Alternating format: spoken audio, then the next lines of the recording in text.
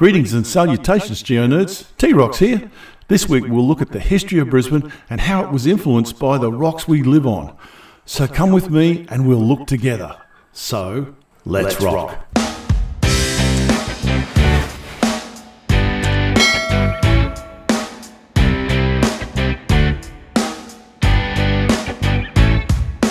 Hey GeoNerds. People lived in and around Brisbane and Moreton Bay for at least 22,000 years. The population was somewhere between 5,000 and 12,000, of which perhaps 700 to 1,000 regularly resided in what we now call Brisbane and the southern suburbs of Brisbane. Plains of grassy forests, ironbark, bloodwood, stringy bark, etc. dominated the region, offering indigenous occupants much game, kangaroo, wallaby, possum, etc. Not surprisingly, this meant many parts of the south side were reserved by Aboriginal people as hunting grounds. Creek drainage basins dissected the forests with marshy waterholes, which were good supplies of fish, crayfish, waterfowl, edible and aquatic plants, which could be procured easily. Vine forests and rainforests grew in small pockets close to the Brisbane River, such as Fairfield, West End, Norman Park, or even Toowong. As the roads between South Brisbane and the Logan River and South Brisbane and Cleveland are all former Aboriginal pathways. Also, now Waterworks Road and Sanford Road are also Aboriginal pathways. James Cook had sailed past Moreton Bay in 1770, naming the bay in tribute to the past president of the Royal Society, the Earl of Moreton. But as Earl Bay was already taken, we had to use Moreton Bay. In 1799, Matthew Flinders spent 15 days navigating the bay, including landing at the site he now called Redcliffe Point. In 1823, 3 Sydney convicts in a small boat were caught in a huge storm, which stumped them close to death on Moreton Island. Just sit right back and you'll hear a tale of a fateful trip. They walked all round Moreton Bay, thinking Sydney was nearby, and they were there for many months before rescue. Well, recapture really. The 3 castaways were convict John Finnegan and 2 ticket of leave convicts, Thomas Pamphlet and Richard Parsons. These 3 convicts and another ticket of leave man, John Thompson, sailed south from Sydney on the 21st of March 1823 in an open boat to cut cedar from the Illawarra district. Now, I don't like to speak Illawarra. A most severe storm blew them far out to sea on the northerly course, and after 21 days at sea, Thompson died and was chucked overboard.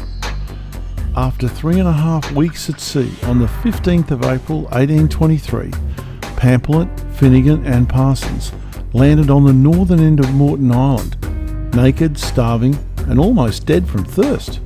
Their boat was dashed to pieces and only Finnegan's jacket, some flour, a keg, a tin pot, an axe and scissors were rescued.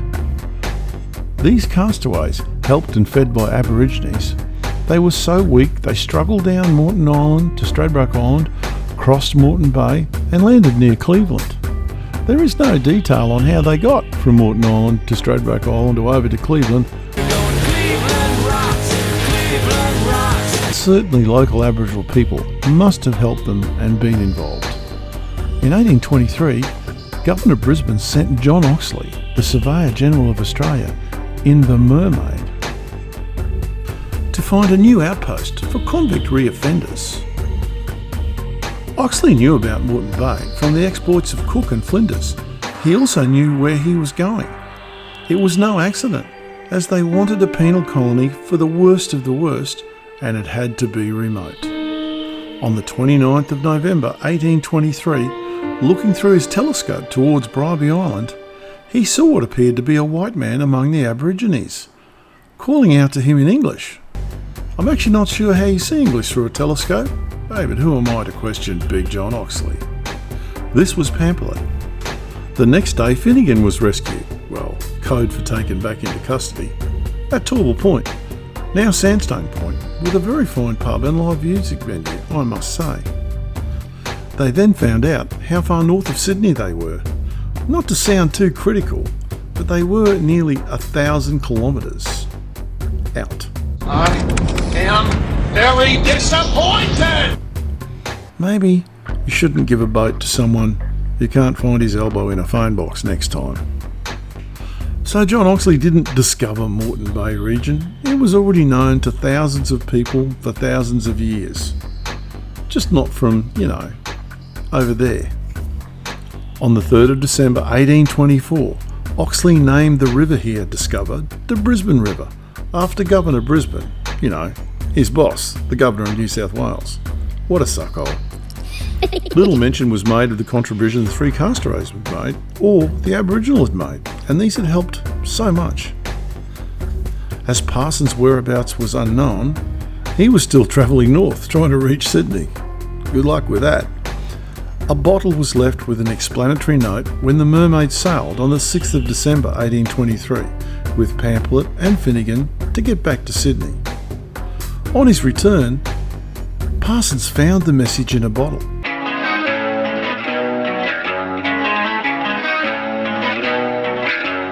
However, he was illiterate and he couldn't read the message. Oopsie. Parsons was eventually rescued by John Oxley the next year in the Amity on the 11th of September. Yeah, 9/11, crazy, eh? 1825. Pamphlet, Parsons and Finnegan were pardoned back in Sydney and set free. Parsons and Finnegan did okay, but Pamphlet, he reoffended, stealing some flour in Sydney, and was transported to the Moreton Bay Penal Colony for 7 more years. He was eventually released and lived in Penrith until his death in 1838. Hey, T-Rocks, how does this relate to the rocks, I hear you say? Okay, we're getting to it. Stradbroke Island, or Minjerribah, as has been known for thousands of years. Stradbroke Island was originally one long island, stretching from Amity Point, remember this name, to Southport. But a shipwreck in 1894 and a cargo of explosives resulted in the island splitting in two in 1898. 20,000 years or so, native people managed to not break the island. Not even 50 years after we found it, the colony just managed to blow it in half. It is still the second largest sand island in the world. Moreton Island, or Mulgumpin, as it has been known for almost all of human history, has the second highest sand dunes in the world. The castaway convicts showed Oxley the Brisbane River, and they travel upstream past Bulimba Creek and the Kangaroo Point Cliffs. This was Minjin land in the Turrbal country for the local inhabitants. Oxley was shown a string of waterholes with a small creek running down to the river at the place where the Oxley Monument is today. These ponds are now the Roma Street Rail Precinct. And he knew he needed fresh water, and he noted the location. Oxley returned to Sydney on the 6th of December to report that Redcliffe Point was a suitable site to start a penal settlement. On the 12th of September 1894, the Amity arrived at Redcliffe, having found Parsons on the beach at Stradbroke Island along the way. Among the 54 people on board were Oxley, Lieutenant Henry Miller, the first commandant of the Moreton Bay Penal Settlement, botanist Alan Cunningham, remember this name, some guards, and about 30 convicts. Within a few months, it became clear that Redcliffe Point's environment was not suitable to permanent settlement because, people like to drink water from time to time. Sometime in May 1825, Commandant Miller and pilot John Gray took it upon themselves to select the site for Brisbane town. They found a suitable location a few bends up the river from Breakfast Creek. There's no written evidence indicating why Miller made this decision, or even the precise date that Brisbane town was founded. But the availability of fresh water, I reckon, would have to be a biggie. But why was there water there? Bunya Firelight and the Spring Hill complex of natural springs. It can't be a coincidence that the North Pine Fault is right there as well. They also had ready access to the Aboriginal pathways that linked the river to the hinterland. These pathways followed the ridge lines that formed the fold and the faults in the Bunya Phyllite and the Brisbane Tuff. It was just a more efficient way of crossing the countryside in very steep and folded country. Our modern roads follow these trackways even today. Waterworks Road, Sanford Road, Kelvin Grove Road, even Gympie Road in places. And to the south too, most of the major roads follow ancient Aboriginal pathways. The name Alan Cunningham should start to mean something. He followed these pathways to explore and document most of southern Queensland in the coming years. And in 1827, he discovered the Darling Downs. Spicer's Gap was the first range crossing, was also an Aboriginal pathway. So to sum it all up, the geology of Redcliffe made it unsuitable. The water from the Humpybong Creek lagoons was making them sick because of the volcanics in the headwaters.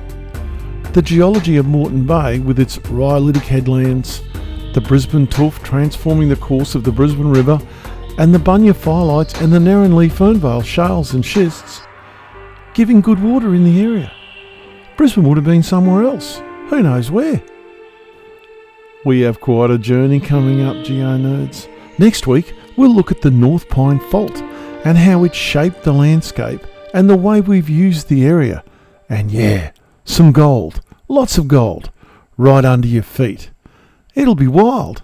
So keep safe and remember, T-Rox appreciates you and will never take you for granted.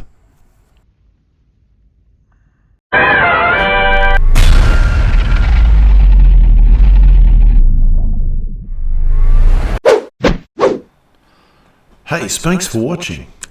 If you like this stuff, and hey, you made it this far, please help us to poke the algorithm and smash that like button like it's Space 1999.